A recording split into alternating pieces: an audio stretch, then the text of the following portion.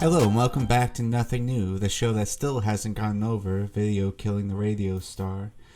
We have a strange little story today that comes from the gospel accounts that maybe you have wondered about. Our reading comes from Mark 8 verses 22 to 25.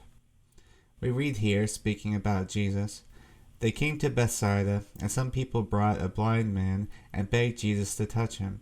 He took the blind man by the hand and led him outside the village. When he had spit on the man's eyes and put his hands on him, Jesus asked, 'Do you see anything?'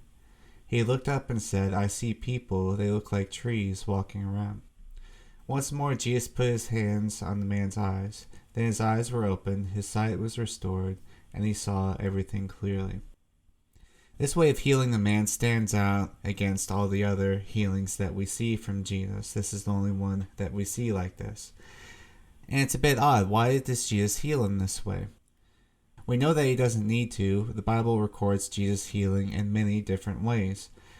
Let's read another account of a healing and compare the two.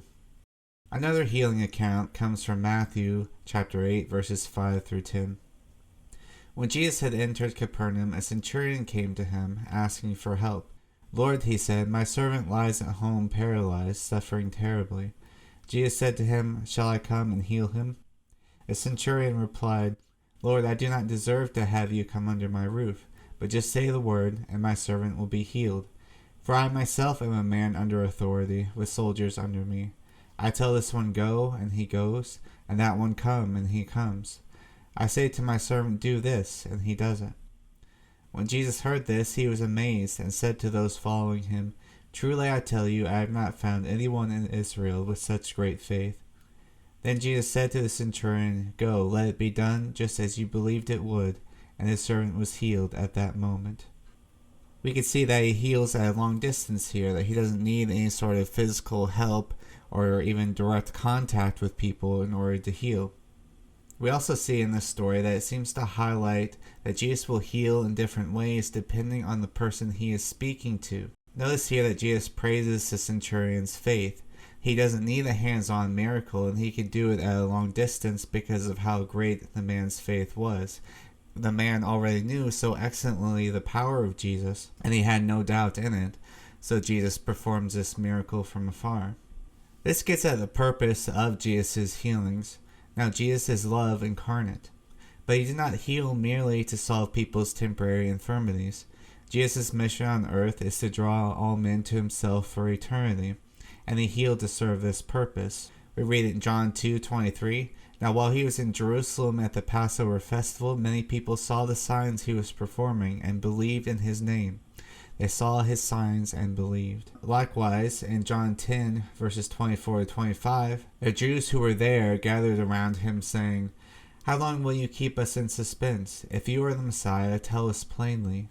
Jesus answered, "I did tell you, but you did not believe. The works I do in my Father's name testify about me." So Jesus performs miracles to give a sign to the people so that they may believe. The main purpose is not the miracle itself, but that so they may believe in him and receive that eternal healing. Since his miracles prove that his Father has sent him, it is important then that those he heals realize that their healing comes from him, from Jesus. With a blind person, this is going to be more difficult than it was with the Roman centurion. So Jesus here uses touch and spit to draw a strong connection from the miracle to himself, so that it may not be lost upon the man. I think the striking nature of the spit here reminds me of Jesus' teaching regarding what will be the Last Supper. In John 6, verses 53 to 57, we read this. Jesus said to them, "Very truly I tell you, unless you eat the flesh of the Son of Man and drink his blood, you have no life in you. Whoever eats my flesh and drinks my blood has eternal life, and I will raise them up on the last day. For my flesh is real food, and my blood is real drink. Whoever eats my flesh and drinks my blood remains in me, and I in them. Just as the living Father sent me, and I live because of the Father, so the one who feeds on me will live because of me." Jesus goes to a shocking extreme here to drive home the point that true salvation is linked directly to his physical body. Only through deep connection to the literal sacrifice of Christ can our bodies receive the same resurrection that Jesus brought forth. Now, the impartation of this is given to us spiritually by faith, but it was won by Jesus physically. Satan understood the importance of this and brought forth to the early church a religious group from the East called the Gnostics. Not the agnostics, which means you don't know, but the Gnostics. This was a group that sought to blend some biblical teaching with Eastern mysticism and created a Jesus which never had a physical body. He was merely a kind of spirit the entire time. This teaching was quickly understood by the church to be heretical due to the necessity of Jesus' salvation being passed on to us physically. The Bible here shows us that both physical and eternal healing can only occur through connection to a real physical man who bled and died 2,000 years ago. To highlight this, Jesus invokes his own spit, body, and blood in order to give us no room to miss this most crucial union that we must have with him.